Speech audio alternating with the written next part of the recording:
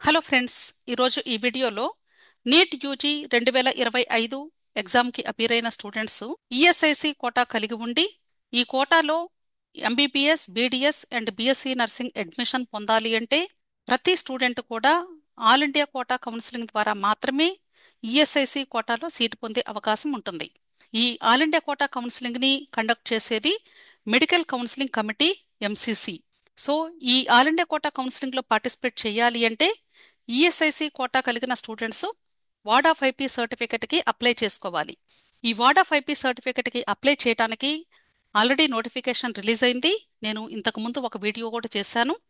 ఆ వీడియోలో మీకు ఈ వార్డ్ ఆఫ్ ఐపీ సర్టిఫికెట్కి కావలసినటువంటి రిక్వైర్డ్ డాక్యుమెంట్స్ ఏంటి, అప్లికేషన్ ప్రాసెస్ ఎలా ఉంటుంది అనేది క్లియర్గా ఎక్స్ప్లెయిన్ చేశాను.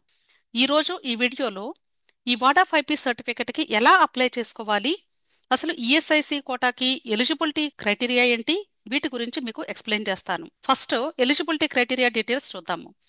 First one, wage limit. ఎవరైతే ఈఎస్ఐ ఇన్సూర్డ్ పర్సన్ ఉన్నారో వాళ్ళ యొక్క నెల జీతము 21,000 రూపాయలు అయి ఉండాలి. అంతకంటే ఎక్కువ జీతం ఉన్న వాళ్ళకి వర్తించదు. 21,000 అంతకంటే తక్కువ ఉంటేనే వర్తిస్తుంది. Next one, employees with disability. ఒకవేళ డిజబిలిటీ కలిగినటువంటి ఈఎస్ఐ ఇన్సూర్డ్ పర్సన్ ఉంటే వాళ్ళకి 25,000 పర్ మంత్ వరకు ఎలిజిబిలిటీ ఉంది. Next, ward of insured person. Student తప్పనిసరిగా వార్డ్ ఆఫ్ ఇన్సూర్డ్ పర్సన్ అయి ఉండాలి. ఇక్కడ కొద్దిమంది ఏంటంటే వాళ్ళ బ్రదర్స్ లేదా వాళ్ళ బాబాయిలు లేదా వాళ్ళ రిలేటివ్స్ ఎవరైనా పే చేస్తూ ఉంటే వాళ్ళ పేరు మీద కూడా తీసుకోవచ్చా అని అడుగుతూ ఉన్నారు. అలా ఉండదు. కేవలము తల్లి లేక తండ్రి కడుతూ ఉంటే వాళ్ళ పిల్లలకు మాత్రమే వర్తిస్తుంది. అంటే స్టూడెంట్ ఈ ఈఎస్ఐ పర్సన్కి కొడుకన్నా అవ్వాలి లేదా కూతురన్నా అవ్వాలి, అంతేగాని సిస్టర్ కానీ బ్రదర్ కానీ లేదా కజిన్ కానీ అలా అయితే వర్తించదు. ఇప్పుడు ఈ వార్డ్ ఆఫ్ ఐపీ సర్టిఫికెట్కి ఎలా అప్లై చేయాలి అనేది ఒకసారి చూద్దాము. ఈఎస్ఐ అఫీషియల్ వెబ్సైట్లో హోమ్ పేజ్లోకి వెళితే అక్కడ క్విక్ లింక్స్లో వార్డ్ ఆఫ్ ఐపీ సర్టిఫికెట్ అని ఉంటుంది. అక్కడ క్లిక్ చేసినప్పుడు ఈ పేజ్ మీకు ఓపెన్ అవుతుంది. ఈ పేజ్లో ఇక్కడ ఐపీ నంబర్ అంటే ఎవరైతే ఇన్సూర్డ్ పర్సన్ ఉన్నారో వాళ్ళకి నంబర్ ఉంటుంది. ఆ నంబర్ని ఎంటర్ చేయాలి. Next, NEET roll number. ఇది అడ్మిట్ కార్డు మీద ఉంటుంది, చూసి ఎంటర్ చేయండి. Next, mobile number. నీట్ ఎగ్జామ్కి మీరు ఏ మొబైల్ నెంబర్ అయితే ఇచ్చారో అది ఎంటర్ చేస్తే better. Next, NEET application number. ఇది కూడా నీట్ అడ్మిట్ కార్డు మీద ఉంటుంది, చూసి ఎంటర్ చేయండి. నెక్స్ట్, లాగిన్ మీద క్లిక్ చేస్తారు. ఒకవేళ మీకు ఏదైనా ఈ వార్డ్ ఆఫ్ ఐపీ సర్టిఫికేట్కి సంబంధించినటువంటి ప్రాసెస్ ఇంకా డీటెయిల్డ్గా అర్థం కావాలి అనుకునే వాళ్ళు ఇక్కడ ward of IP user manual అని ఉంది, దీని మీద క్లిక్ చేసినా కూడా మీకు యూజర్ మాన్యువల్ విత్ పిక్చర్స్ వాళ్ళు ఎక్స్ప్లెయిన్ చేస్తారు చక్కగా. అది చూసినా కూడా మీరు ఈజీగా అర్థం చేసుకొని ఈ ప్రాసెస్ చేసుకోవచ్చు. క్లియర్? నెక్స్ట్, అక్కడ లాగిన్ మీద క్లిక్ చేసినప్పుడు ఓటీపీ వస్తుంది. ఆ ఓటీపీ ఇక్కడ ఎంటర్ చేయాలి. ఎంటర్ చేసిన తర్వాత ఈ పేజ్ మీకు ఓపెన్ అవుతుంది. ఇక్కడ ఇన్సూర్డ్ పర్సన్ వాళ్ళ యొక్క ఫ్యామిలీ మెంబర్స్ని ఈ ఈఎస్ఐకి యాడ్ చేసుకుంటారు. సో ఎంతమంది ఫ్యామిలీ మెంబర్స్ నేమ్స్ ఇక్కడ యాడ్ అయ్యాయో ఆ లిస్ట్ ఇక్కడ కనిపిస్తుంది. ఈ ఫ్యామిలీ మెంబర్స్లో ఇప్పుడు ఈ నీట్ ఎగ్జామ్ రాసిన స్టూడెంట్ యొక్క పేరు కూడా ఉంటుంది. ఆ పేరుని ఇక్కడ మీరు క్లిక్ చేసుకోవాలి. అందరి పేర్లు చేయాల్సిన అవసరం లేదు. ఎవరికైతే ఇప్పుడు ward of IP certificate apply చేస్తున్నారో వాళ్ళ నేము ఇక్కడ సర్కిల్ని మాత్రమే సెలెక్ట్ చేసుకుంటారు. అప్లికేషన్ ఓపెన్ అవుతుందండి. ఇప్పుడు మీరు అప్లై చేసే అప్లికేషన్ కేవలము 1 సంవత్సరానికి మాత్రమే వ్యాలిడిటీ ఉంటుంది. అంటే ఈ అకాడమిక్ ఇయర్లో ఈ 2025-26 సంవత్సరానికి మాత్రమే. ఒకవేళ మీరు ఆల్రెడీ 2024-25లో తీసుకున్నారు అనుకోండి ఈ వార్డ్ ఆఫ్ ఐపీ సర్టిఫికెట్, ఇది యూజ్ అవ్వదు. మరలా కంపల్సరీ మీరు ఈ 2025-26లో తీసుకోవాల్సిందే ప్రతి ఒక్క స్టూడెంట్ కూడా. ఓకే. నెక్స్ట్, ఇప్పుడు ఈ అప్లికేషన్ ఫామ్ ఎలా ఫిల్ చేయాలి అనేది ఒకసారి చూపిస్తున్నాను. Insurance number. ఇన్సూర్డ్ పర్సన్ ఎవరైతే ఉన్నారో వాళ్ళ యొక్క పేచాన్ కార్డు ఉంటుంది, దాని మీద ఉంటుంది నెంబరు. ఆ నెంబర్ని ఎంటర్ చేయండి. అంటే ఆల్రెడీ ఇంతకు ముందు కూడా మీరు ఎంటర్ చేశారు, స్టార్టింగ్లో లాగిన్ డీటెయిల్స్ ఎంటర్ చేసినప్పుడు అదే. Next, name of the IP, parent name. Next, Aadhaar seeding. అంటే ఆధార్ కార్డు ఈ ఈఎస్ఐకి లింక్ అయిందో లేదో ఇక్కడ వెరిఫైడ్ అని వస్తే సీడింగ్ జరిగినట్లు. ఒకవేళ మీది వెరిఫై అవ్వలేదు అనుకోండి, మీరు అప్పుడు ఈఎస్ఐసి ఆఫీస్ దగ్గరికి వెళ్ళి ఈ సీడింగ్ చేయించుకోవాలి. ఆధార్ కార్డ్ని సీడింగ్ చేయించుకుంటే అంటే లింక్ చేయించుకుంటే అప్పుడు మీకు ఒక 1 డే తర్వాత అట్లా వెరిఫైడ్ అని స్టేటస్ వస్తుంది. సో ఇది వస్తేనే మీకు ఎలిజిబిలిటీ ఉంటుంది. ఓకే. తప్పనిసరిగా ఆధార్ కార్డ్ని మీరు సీడింగ్ చేయించాలి, అంటే లింక్ చేయించుకోవటం. Next, contact number. ఇక్కడ ఇన్సూర్డ్ పర్సన్ యొక్క కాంటాక్ట్ నెంబరు. అంటే స్టూడెంట్కి ఇప్పుడు నీట్ కౌన్సిలింగ్కి ఇచ్చేటువంటి కాంటాక్ట్ నెంబర్ అయి ఉండాల్సిన అవసరం లేదు, కానీ ఈఎస్ఐకి ఏదైతే లింక్ అయి ఉందో ఆ మొబైల్ నెంబర్ ఇక్కడ ఇవ్వాలి. నెక్స్ట్ ఈమెయిల్ అడ్రస్, ఇది కూడా ఇన్సూర్డ్ పర్సన్ యొక్క ఈమెయిల్ అడ్రస్ ఇవ్వాలి. నెక్స్ట్ వార్డ్ బెనిఫిషరీ పర్టికులర్స్, అంటే స్టూడెంట్ యొక్క డీటెయిల్స్ ఇక్కడ ఇవ్వాలి. ఇక్కడ నేమ్ ఆఫ్ ది వర్డ్ అంటే స్టూడెంట్ యొక్క పేరు రాస్తారు. నీట్ అడ్మిట్ కార్డు మీద ఎలా ఉందో అలాగే రాయండి. నెక్స్ట్ ఆధార్ సీడింగ్, స్టూడెంట్ యొక్క ఆధార్ కార్డు కూడా ఈ ఈఎస్ఐకి లింక్ అయితే అప్పుడు ఇక్కడ వెరిఫైడ్ అని వస్తుంది. ఒకవేళ లింక్ అయి ఉండకపోతే మీరు లింక్ చేయించుకోవాలి. ఆ లింక్ చేసే ప్రాసెస్నే సీడింగ్ అంటారు. Next NEET roll number, admit card మీద ఉంటుంది, నీట్ రోల్ నెంబర్ ఎంటర్ చేయండి. అలాగే re enter NEET roll number అన్నారు, మరలా సెకండ్ టైం కూడా మీరు నీట్ రోల్ నెంబర్ని ఎంటర్ చేసి చెక్ చేసుకోవాలి. Next date of birth, age of the ward as on 7/3/2025 అన్నారు, అంటే మార్చి 7/2025 నాటికి మీ యొక్క వయసు ఎన్ని ఇయర్స్ ఎన్ని మంత్స్ ఉంది అనేది ఇక్కడ మెన్షన్ చేయాలి.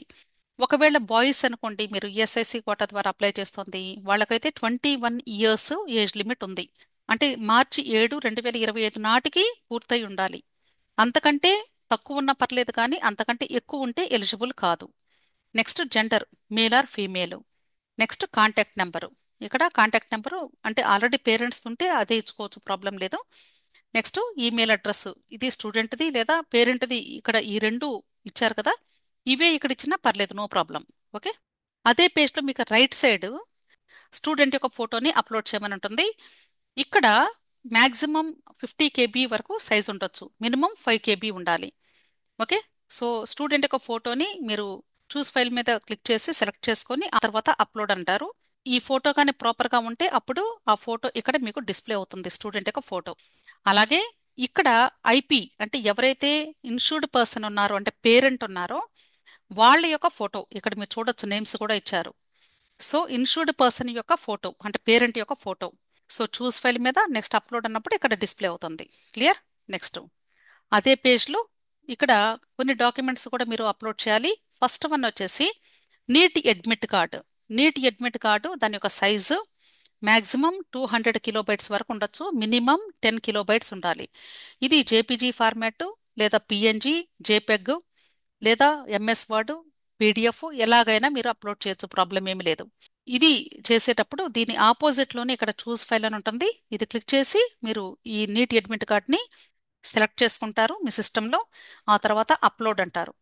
ఎప్పుడైతే అప్లోడ్ అంటారో అప్పుడు ఇక్కడ మీకు అంటే సబ్మిట్ అయినట్లుగా అప్లోడ్ అయినట్లుగా వ్యూ అని కనిపిస్తుంది. ఈ వ్యూ మీద క్లిక్ చేసి మీరు అప్లోడ్ చేసిన సర్టిఫికెట్ కరెక్టా కాదా ఒకసారి చెక్ చేసుకోండి. అలాగే సేమ్ రెండోది 10th క్లాస్ మార్క్స్ లిస్టు లేదా డేట్ ఆఫ్ బర్త్ సంబంధించి బర్త్ సర్టిఫికెట్ ఉంటే అది, ఇది కూడా సేమ్ 200 కిలోబైట్స్ లేదా మినిమం 10 కిలోబైట్స్ ఉండాలి. ఇక్కడ ఏ ఫార్మాట్ అయినా మీరు అప్లోడ్ చేసుకోవచ్చు, ప్రాబ్లం లేదు. పీడిఎఫ్లో కూడా చేసుకోవచ్చు.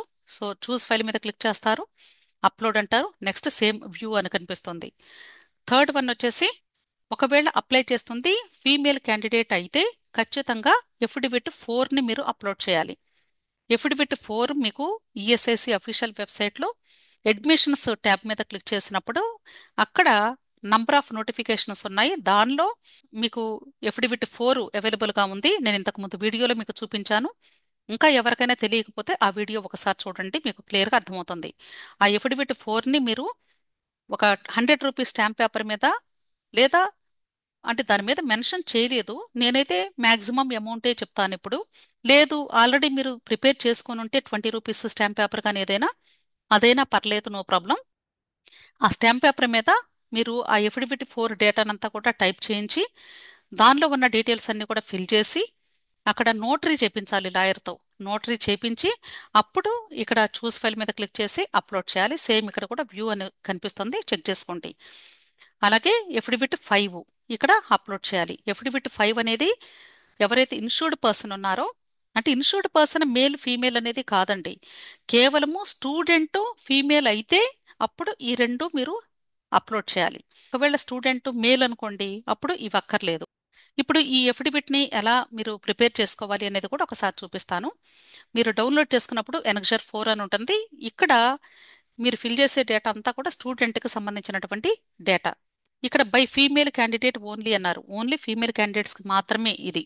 దట్ డెపోనెంట్, డెపోనెంట్ అంటే స్టూడెంట్, స్టూడెంట్ యొక్క పేరు రాయాలి, ఏజ్ ఎన్ని ఇయర్స్ అనేది రాయండి, is the daughter of Shrimati, అంటే ఇక్కడ పేరెంట్ నేమ్ రాయాలి. Is employed with the factory establishment viz, ఇక్కడ ఎక్కడ వర్క్ చేస్తున్నారు అంటే వాళ్ళ యొక్క parent. Next covered under ESIC act vide code number అన్నారు. ఇది యాక్ట్ వైడ్ కోడ్ నెంబర్ అంటే మీ పేరెంట్ జాబ్ చేసే ఆఫీసులో ఒక నెంబర్ ఇస్తారు. ఆ నెంబర్ చాలా పెద్ద నెంబర్ ఉంటుంది. ఇది ఎంప్లాయర్స్ ఇచ్చేటువంటి నంబరు. అంటే ఏ నంబర్కి వీళ్ళ యొక్క ఈఎస్ఐ అమౌంట్ కట్ అవుతుందో ఆ నెంబరు సుమారుగా ఒక 16 డిజిట్స్ వరకు ఇక్కడ పెద్ద నెంబర్ ఉంటుంది, అది రాయండి. The father mother of the deponent is beneficiary under the act insurance number. Starting లో మనం ఇన్సూరెన్స్ నెంబర్ రాసాం కదా, అది ఇక్కడ రాస్తారు. ఓకే, అంటే ఇదేమో ఎంప్లాయర్ ఇస్తారు ఆ నెంబరు, ఇదేమో పేచాన్ కార్డ్ మీద ఉన్నటువంటి ఈ యొక్క insured person number, insurance number. Okay, next student యొక్క సిగ్నేచర్ చేయాలి డిపోనెంట్ దగ్గర. ఇక్కడ కూడా స్టూడెంట్ యొక్క సిగ్నేచర్ చేస్తారు. వెరిఫైడ్ ఎట్ అంటే మీరు ఏ ఊరు నుండి అప్లై చేస్తున్నారో మీ ఊరి పేరు రాస్తారు. On this dash day of dash 2025 అంటే డేట్ వేస్తారు అంతే. ఇక్కడ 10th మే లేదా 11th మే మీరు ఏ డేట్ని తీసుకుంటున్నారో అది ఇక్కడ డే అండ్ మంత్ రాస్తే సరిపోతుంది. ఓకే, నెక్స్ట్ ఇక్కడ స్టూడెంట్ సిగ్నేచర్ చేస్తారు. ఓకే, ఇది ఎఫిడవిట్ 4. దీన్ని మీరు ఇలా 100 రూపీస్ స్టాంప్ పేపర్ కానీ లేదా 20 రూపీస్ స్టాంప్ పేపర్ కానీ మీకు ఏది అవైలబుల్గా ఉంటే అది తీసుకొని దాని మీద ఈ మ్యాటర్ అంతా కూడా ఇప్పుడు నేను చెప్పినదంతా కూడా టైప్ చేస్తారు. టైప్ చేయించి ఇక్కడ సిగ్నేచర్స్ చేయాలి స్టూడెంట్. ఈ ఎఫిడవిట్ ని ఇక్కడ 100 రూపీస్ స్టాంప్ పేపర్స్ ఇప్పుడు ఇంతకు ముందులాగా మనకి ఫిజికల్ గా అవైలబుల్ గా లేవు కాబట్టి ఈ స్టాంప్ పేపర్స్ అని అమ్ముతున్నారు మార్కెట్లో. ఈ స్టాంప్ అయినా కూడా పర్లేదు, నో ప్రాబ్లం. ఈ స్టాంప్ లో ఆల్మోస్ట్ ఒక హాఫ్ ఆఫ్ ది పేజీ ఈ పైన డీటెయిల్స్ వాళ్ళు ఫిల్ చేస్తారు. ఇక్కడ సరిపోదు కాబట్టి ఈ 2 పేజెస్ లో కూడా మనం చేసుకోవచ్చు. కాకపోతే లాయర్ నోటరీ చేసేటప్పుడు ఈ పేజ్ మీద చేయాలి స్టాంప్ వేసి సంతకాలు, అలాగే ఇక్కడ కూడా చేయాలి 2 పేజెస్ మీద కూడా చేయాలి. అర్థమైంది కదా. ఇది ఎనక్ష 4, ఇది ఎఫిడవిట్ 4. నెక్స్ట్ అలాగే పేరెంట్ కి సంబంధించి ఎవరైతే ఇన్సూర్డ్ పర్సన్ ఉన్నారో వాళ్ళ యొక్క డీటెయిల్స్ ఇక్కడ ఫిల్ చేయాలి. ఇక్కడ ఫస్ట్ వన్ వచ్చేసి ఇక్కడ మీరు ఎక్కడైతే జాబ్ చేస్తూ ఉన్నారో అంటే ఏ ఆఫీస్ నుండి అయితే మీకు ఈఎస్ఐ కడుతుందో మీ యొక్క కాలేజ్ పేరా లేదా కంపెనీ పేరా లేదా ఫ్యాక్టరీ నేమా అవి రాయాలి ఇక్కడ. Okay, covered under ESI act vide code number అన్నారు. ఇక్కడ ఇంతకు ముందు చెప్పాను కదా ఒక బిగ్ నెంబర్ ఉంటుంది అంటే ఎంప్లాయర్స్ ఇస్తారు మీకు, ఆ నెంబర్ని ఇక్కడ ఎంటర్ చేయాలి. ఆల్మోస్ట్ 16 to 20 డిజిట్స్ ఉంటుంది ఆ నెంబరు, అది ఇక్కడ ఎంటర్ చేయండి. నెక్స్ట్ ఇక్కడ ఇన్సూరెన్స్ నెంబర్ అన్నారు, రేషన్ కార్డు మీద ఉంటుంది కదా ఆ నెంబర్ ఇక్కడ ఎంటర్ చేస్తారు. నెక్స్ట్ డిపోనెంట్స్ డాటర్ అంటే ఎవరైతే ఇప్పుడు ఈ అప్లికేషన్ పెడుతూ ఉన్నారో ఆ స్టూడెంట్ నేమ్ రాయాలి. ఆ స్టూడెంట్కి ఎంత వయసో ఇక్కడ మెన్షన్ చేయాలి, అంటే 20 ఇయర్సా లేక 19 ఇయర్సా 18 ఇయర్స్ అనేది. నెక్స్ట్ ద డాటర్ మరలా అగైన్ డాటర్ నేమ్ రాస్తారు. నెక్స్ట్ ఇక్కడ ఎవరైతే ఇన్సూర్డ్ పర్సన్ ఉన్నారో పేరెంట్ వాళ్ళు సంతకం చేయాలి.